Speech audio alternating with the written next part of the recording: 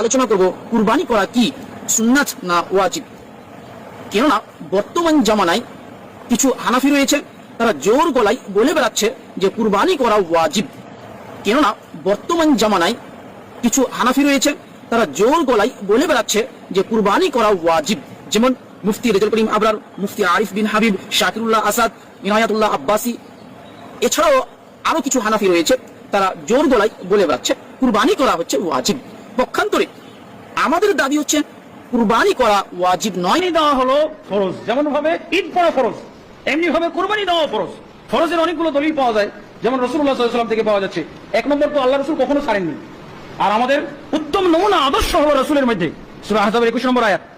আল্লাহ রাসূল কখনো কুরবানি ঈদুল আজহাতে কুরবানি করা কখনো ছাড়েননি। এক বছরও পাওয়া যাবে না যে আল্লাহ রাসূল ছেড়ে দিয়েছে। এটা কি সুন্নাত হলে তো একবার ছাড়েন।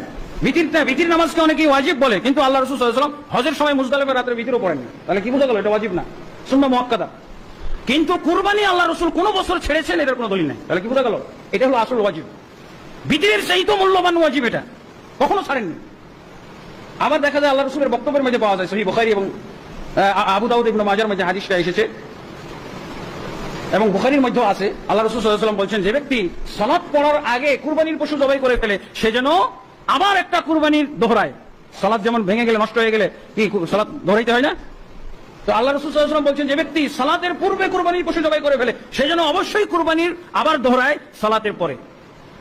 কি বোঝা গেল? তাহলে দোহরাইতে হবে। আবার একটা হাদিসে পাওয়া যায় আবু দাউদ ইবনে মাজার মধ্যে, আল্লাহ রাসূল সাল্লাল্লাহু আলাইহি ওয়াসাল্লাম বলছেন যে মান কানা লাহু সাআতুন আন ইউযাহিয়া ফালাম ইউযাহি ফালা ইয়াকরাবান্না মুসাল্লানা। যার কুরবানি দেওয়ার সামর্থ্য আছে অথচ সে কুরবানি দিল না, সে যেন আমাদের ঈদগাহে না আসে। কি বুঝলেন? নফল নফল বোঝা যায় না ফরজ? ফরজ বোঝা যায়। আলহামদুলিল্লাহ। তাহলে আমাদেরকে কি করতে হবে? যেমন ভাবে আমরা করোনার মধ্যে সালাত পড়ছি, হয় মসজিদে জামাতে পড়েন আর না হয় বাড়িতে পড়েন। ছাড় দিলে কি বাড়িতে পড়বেন জামাত করে, কিন্তু মাপ নাই। করোনাতেও আপনাকে যদি কুরবানি ফরজ হয়, তাহলে আপনারও মাপ নাই।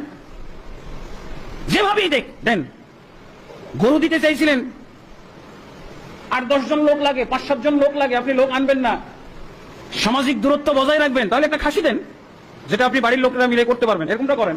আপনাকে এত মোটা সোটা গরু কে দিতে বলছি? যে গরু পাচানোর জন্য 5-7 জন লোক লাগবে, লোক ভাড়া করতে হবে, এটা দিলেন না, কিন্তু দিতে হবে। এই করোনার সুযোগে কুরবানি মাপ, এটা চলবে না, কুরবানি দিতে হবে অবশ্যই।